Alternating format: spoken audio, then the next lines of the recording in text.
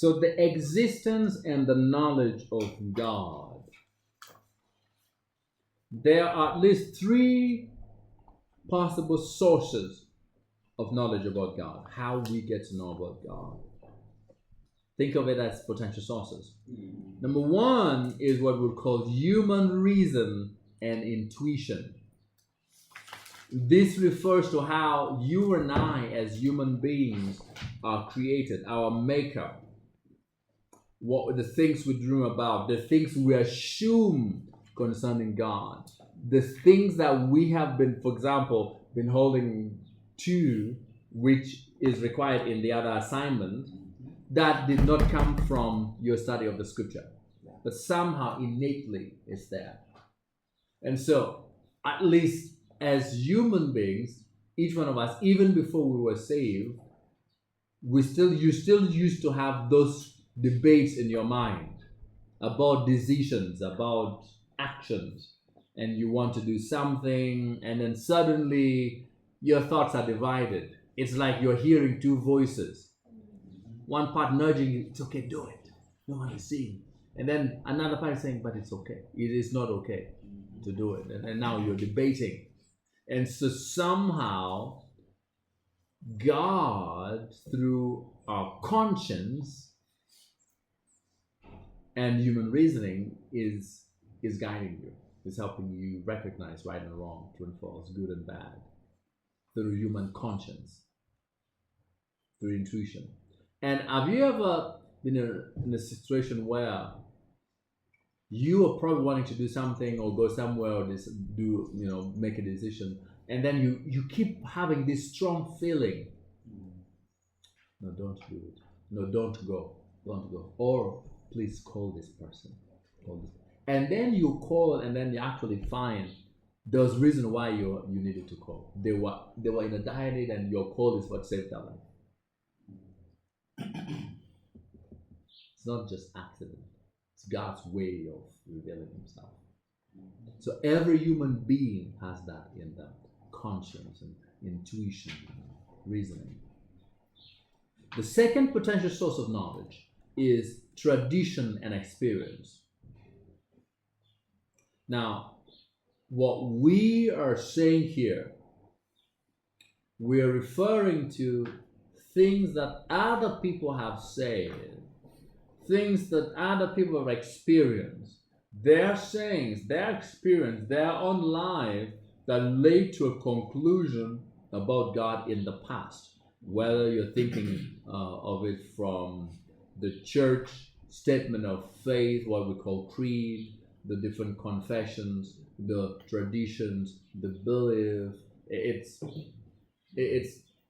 an example would be like how we were earlier on talking about some of these practices, whether it's about belief and about God and things like that. Someone experienced it and encountered God in a certain way, or at least encountered some of the things in a certain way, and then now they started passing that knowledge and that experience. And so then we have, history revealed it, and then we see how tradition is carried on, what is constantly traded from one generation to the next, and also how people have continued to experience things. And I said this at the beginning of the class, that sometimes people's knowledge of God, at least people's response to God, is determined and influenced by their experience. Those who have experienced God and encountered God in a more personal way, in a more clear way, have a more stronger conviction and devotion to God compared to the one who has had less experience in that aspect. But also those who have had an experience from a negative perspective will probably have a negative perception of God. But we're seeing then that as we talk about tradition and experience, whether negative or positive, good or bad, whatever people experience and whatever tradition and belief there is about God, that is what is passed on. Which means if the beliefs, if the experience or the tradition that was built around was not truly fully informed by the character of God, then you find that within such a society, such a culture, the belief about God and the practice connected to God is different, because those who experienced it and the tradition passed along to the new generations, and everything said about God was based on those who pass it on to the next generation. And so as we go along, part of the question for us to deal with is, what beliefs do you have about God, about the things of God, that might be in part informed by the experience and traditions of the past generation that was just handed down to you, that you probably hold to with a very strong conviction, but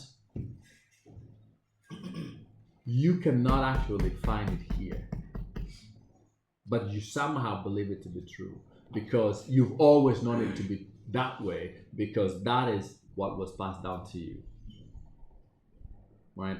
The other third potential source is revelation, which we've already spoken at length about revelation in the previous courses, but this process of God making himself known to man in ways that are understandable, whether it is by his creation and through the individual human being in their conscience, his revelation of himself through Jesus Christ, his Son, and through his Word. And so God has revealed himself in creation, history, human conscience, in Christ Jesus, and through his Word. So what we know about God, therefore, is something that we have learned because he chose to reveal himself to us. But that means if we have a negative or even impartial, not full revelation of who God is, then our understanding, our response, and our sharing of those things about God to other people or to the next generation will not be complete. Because again, I want to echo what Paul said to the church in Corinth, 1 Corinthians 15, verse 3. What? I delivered to you as of first importance what I also received. And so, these are the three potential sources. And so, question for you, an assignment for you is, of these three sources, the human reason and intuition, tradition and experience, and then revelation, which of these three sources of knowledge of God is the most reliable and the most accurate? And why would you choose that? If you say human reasons and intuition, then why are you choosing it? If you say tradition and experience, why tradition and experience? If you say revelation, why are you choosing revelation? Are we together? Yes.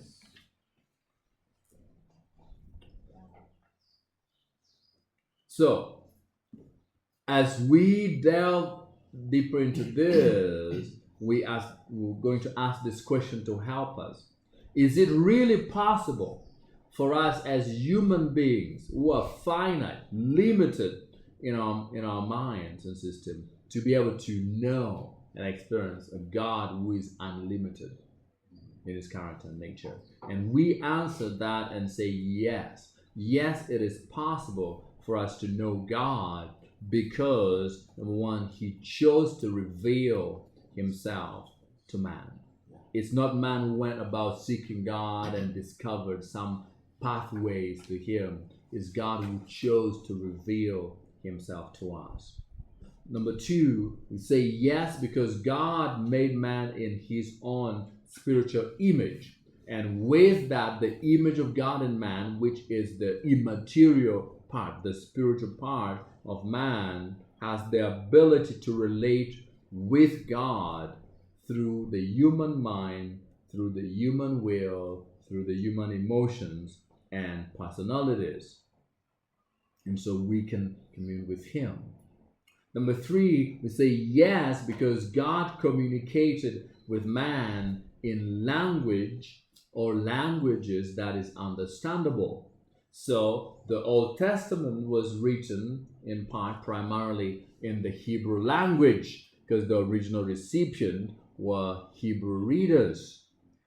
Portion of it is in Aramaic, like sections in the book of Daniel and maybe Ezekiel. This is the time of the Babylonian Empire. Aramaic is the dominant language at this time.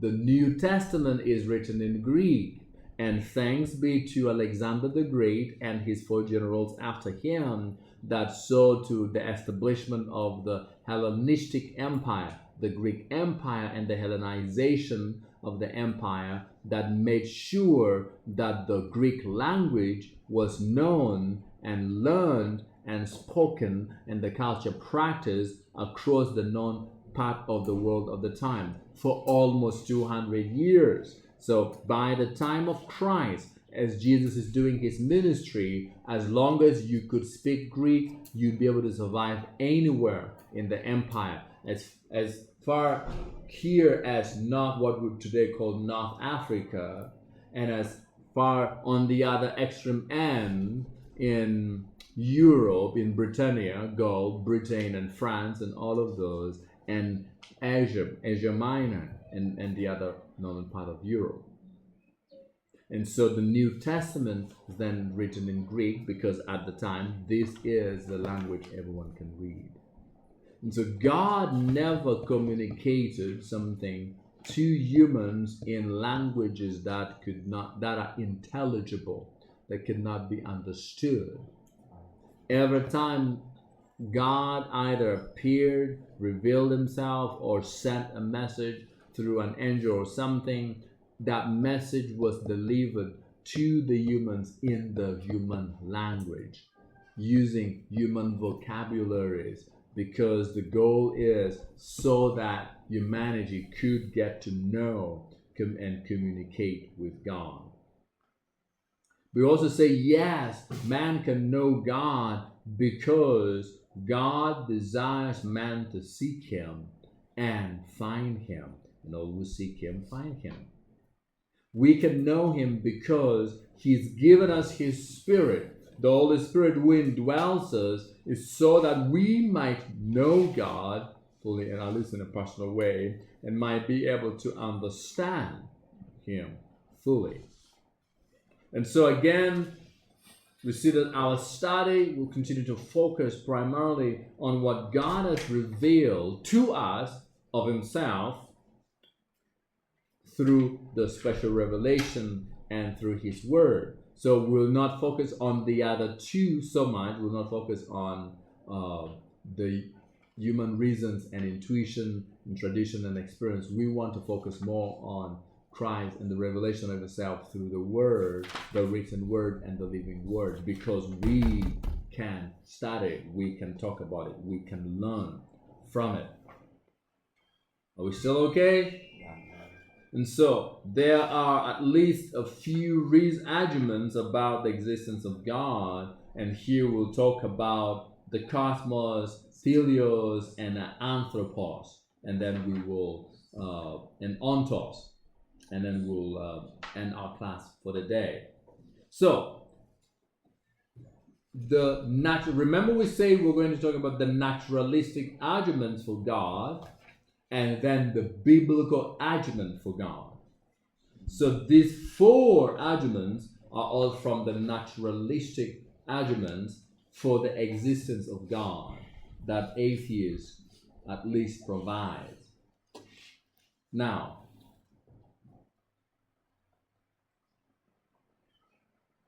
in the cosmological argument, and as we go through each of these arguments, I just want us to keep it in mind so that when we come to the biblical argument, you'll see how, even from the naturalistic perspective, they have to borrow from the biblical perspective, or at least draw from it or present and prove it.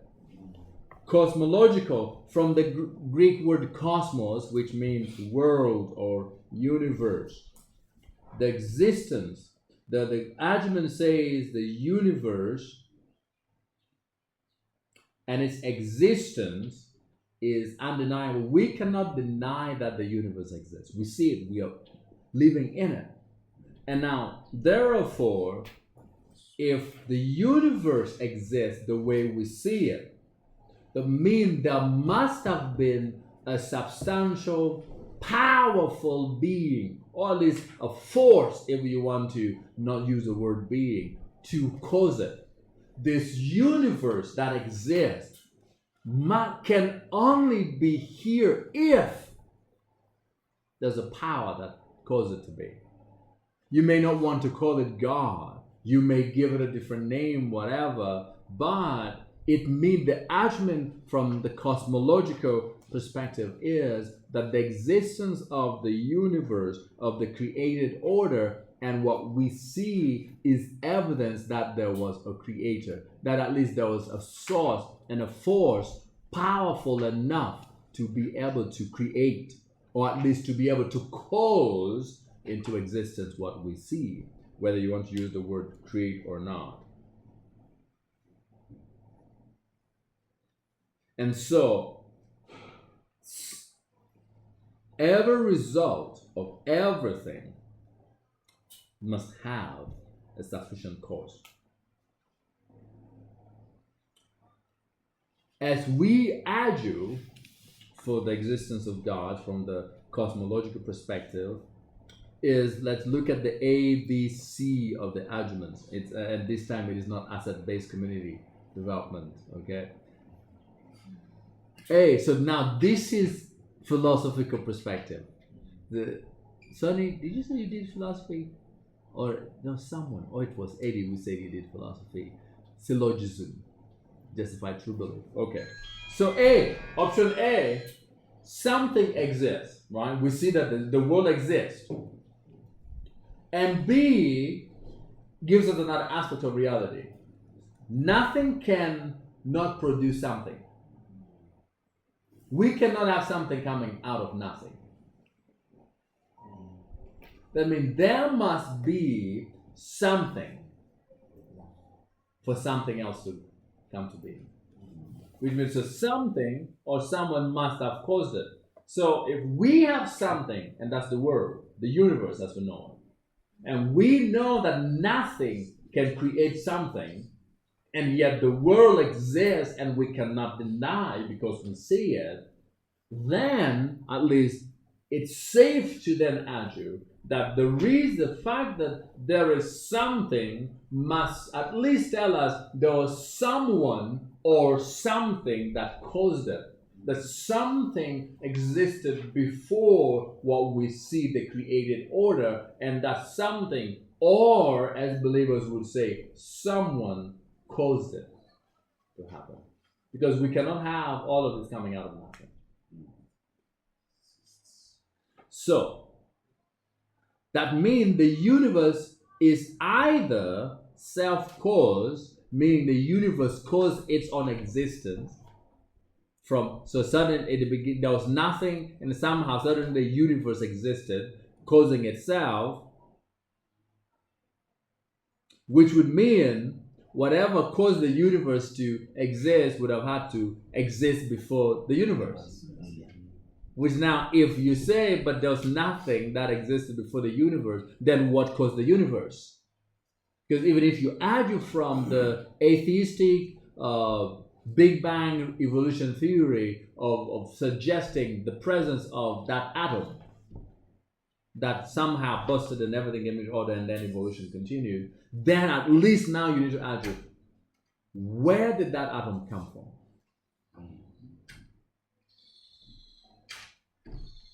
If it did not come from where, okay.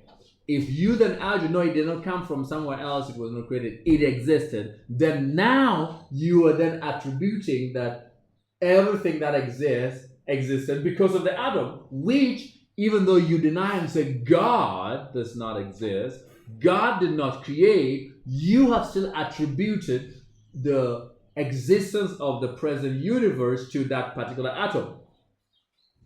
Which then means we're just speaking the same thing, that the Christians, maybe at least from the atheistic perspective, we're saying it is God, the one that existed and caused the universe to be, we call him God, and you who says it's not God, you're saying it is caused by the atom. Which means in your case, the atom made you. We're saying God made us.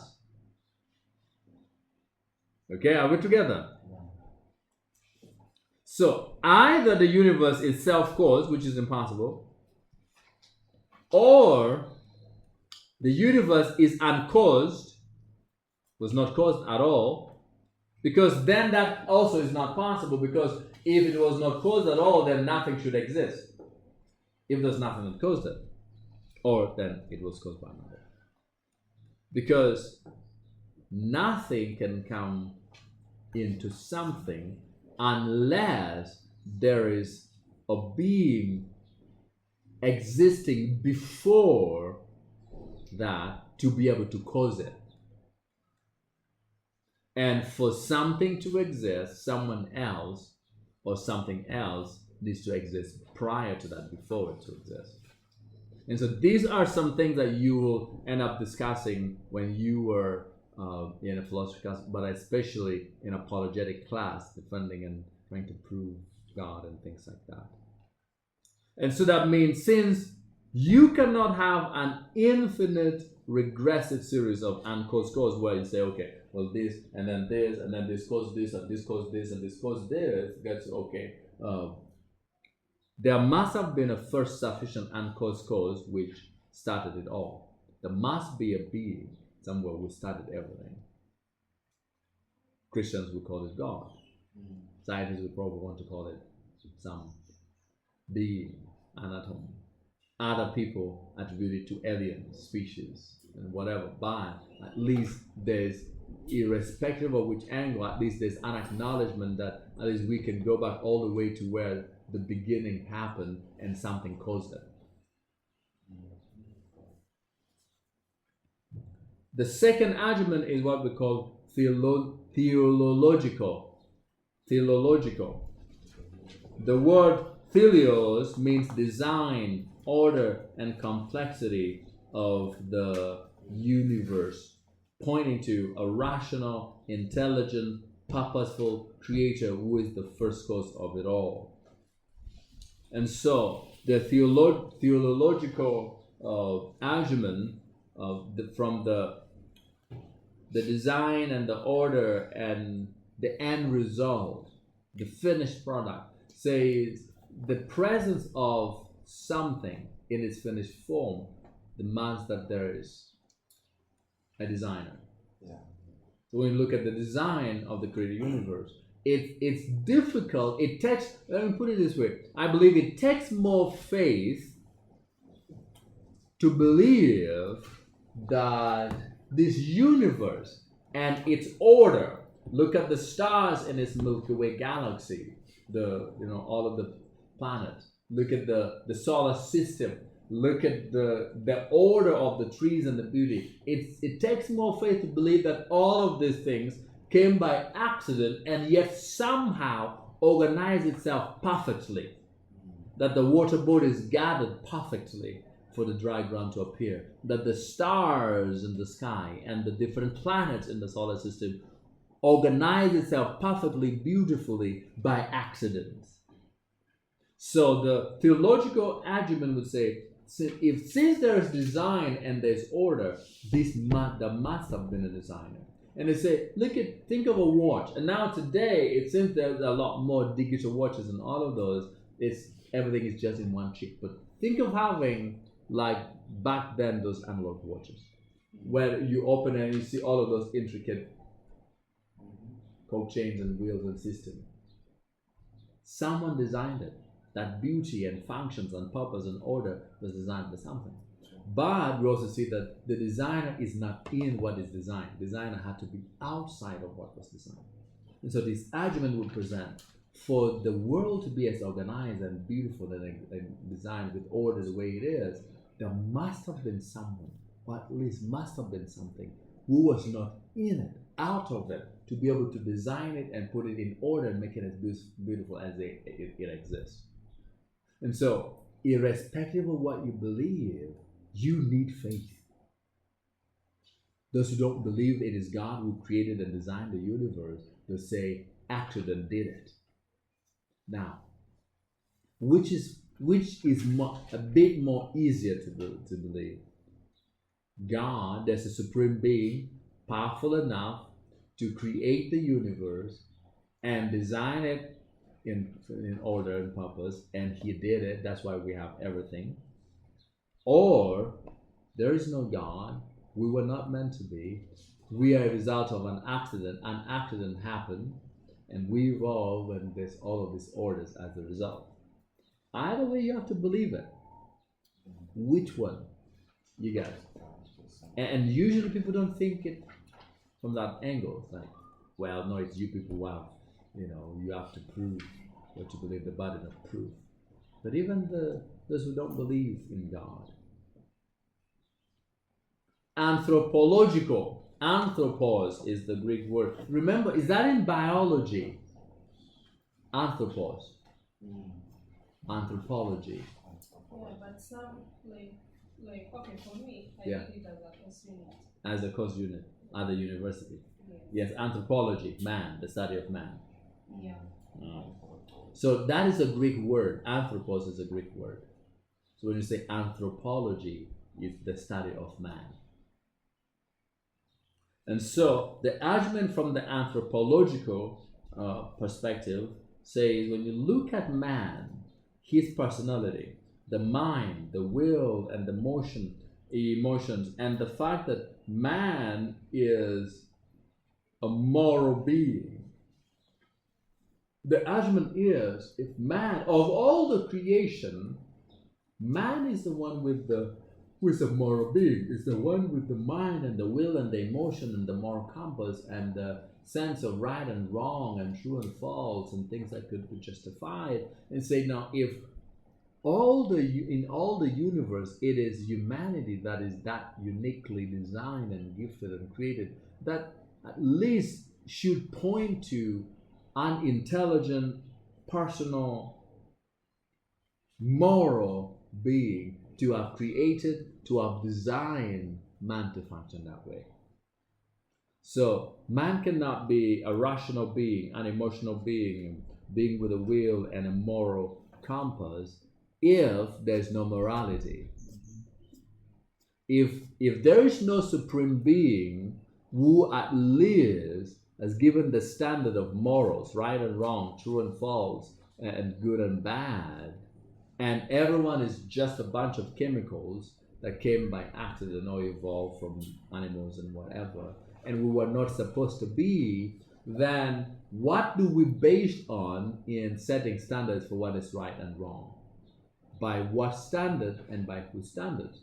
Because then everything becomes subjective. If there is no actual moral standard that is above everyone, then everything becomes subjective. Then that means everything is about what you feel and what you believe as an individual. And the world today, sadly, is so twisted with that. That's why you find someone saying, well, today I woke up feeling like I'm a cow. So today call me cow. Then tomorrow, you wake up like, I feel like I'm a woman today. And so he wants to go out and use the women's bathroom and sit with the women and want to be. It's a man with the all full male genitalia. And then you say, no, you should not tell him he's wrong. The women should not chase him away from the women's bathroom. He's feeling it. So if there is no standard of what's right or wrong, then what do we base on to say, no, that is wrong, you can't do that? How would you tell a man who somehow in his twisted mind says he feels he's a woman in his spirit, just was born in the wrong body. The body is for the man, but inside, sister, inside me, I'm a woman, and he wants to come and be bathed in the women's bathroom when women are bathing, and sleep in the women's dormitory, for example, in a setting. How do you tell him that is wrong? By what standard are you saying it is wrong? By whose standard? If there is no standard. Okay, lastly, and then we will close, is ontos, ontological.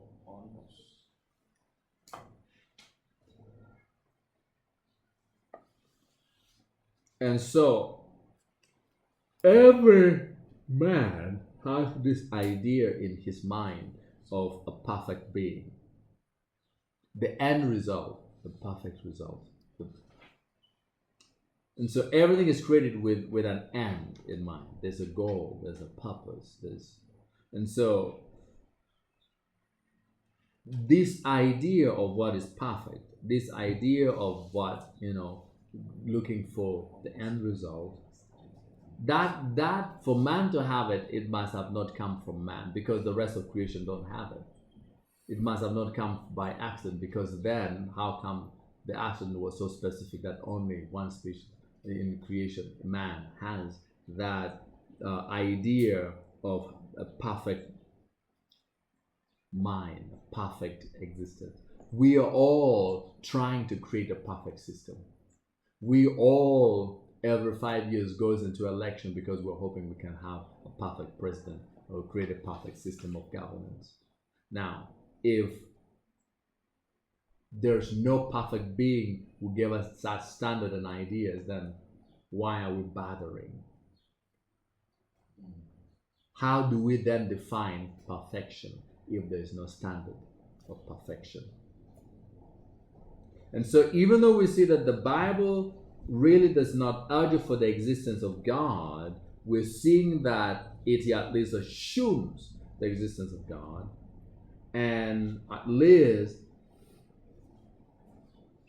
God exists, and it conclusively demonstrates enough for us that God exists. And so, last question for the day. What is the value, if there is any value, what is the value of these naturalistic arguments for the existence of God?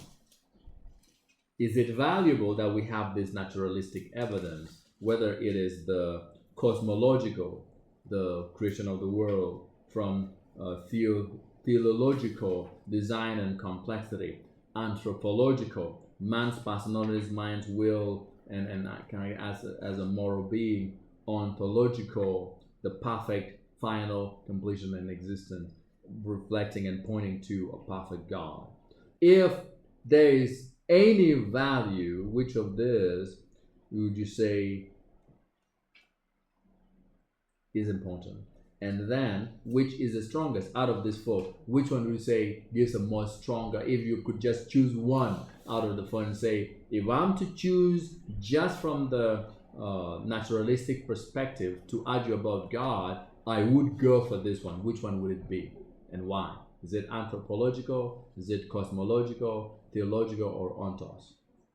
Okay, so that is it for today, friends, and we will continue from here when we meet next week as we look at the essential nature of God, and that will lead us into the essence of God and talking about His character attributes, God being spirit, and God being perfect, and God being life, and God being unique and eternal, and things like that.